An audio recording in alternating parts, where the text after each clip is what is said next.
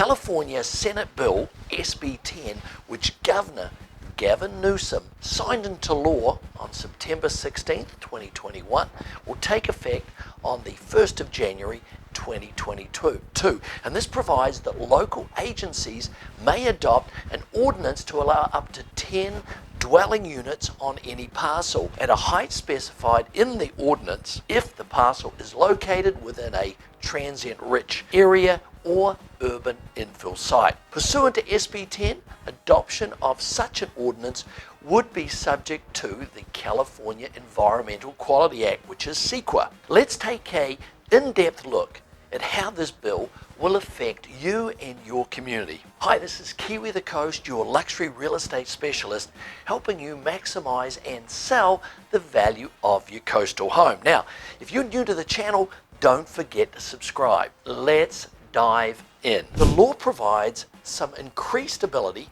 for pro-housing cities to move forward potentially substantial unzonings without being held up by CEQA's processing delays and litigation. However, since SB 10 exempts only the rezoning process without providing any CEQA exemption, ministerial approval, or by right approval process for the actual housing itself, the law will have to provide or have a limited effect in the significantly advancing housing approvals. Approval of an actual housing development would remain subject to CEQA in many jurisdictions that require discretionary permits for new housing, and so SB 10's process is likely to have its greatest effect in localities that choose through their own codes to adopt by right or ministerial permitting of code compliant housing developments. Let's look at the provisions of SB 10.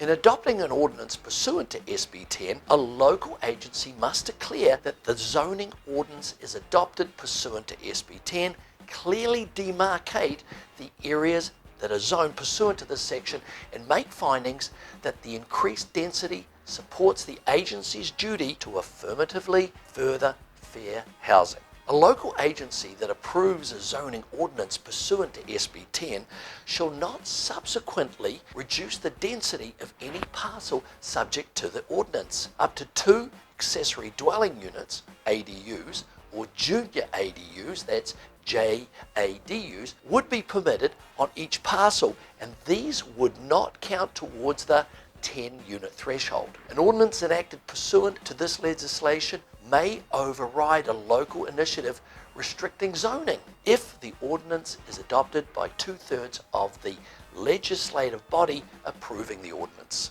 Let's look now at the limitations of SB 10. It does not apply to parcels in a very high fire severity zone, nor would it apply to parcels in open space, park, or recreational areas or lands approved by the voters. A project may not be divided into smaller projects to avoid the limitations of SB 10. The authorization only extends through January 1st, 2029. What are some other considerations of SB 10? Well, under SB 10, the local agency's approval of any ordinance to allow 10 units in any qualifying site would be exempt from CEQA, but the approval of the actual process that projects conform to the newly adopted zoning may still be subject to CEQA unless the local ordinance provides for ministerial processing or the project is exempted by another law or local ordinance. Some projects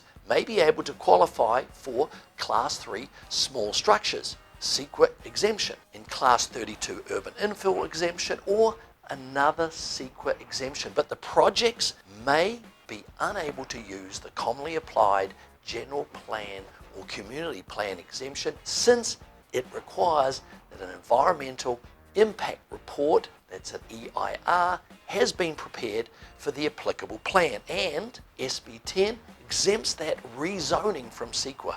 Moreover, if an applicant seeks to build more than 10 units on a parcel that has been rezoned through SB 10, such as through the density bonus law, SB 10 prohibits the project from qualifying for any other CEQA exemption ministerial or other right process that would otherwise apply. Applicants and local government should carefully analyse whether and under what circumstances SB 10 is the proper vehicle to advance planning for housing and to advance project approvals. Now, I hope you found all of that information valuable. Make sure that you subscribe to my channel so that you can stay up to date on all these zoning changes affecting you and the real estate market. See you on the next video. The Room.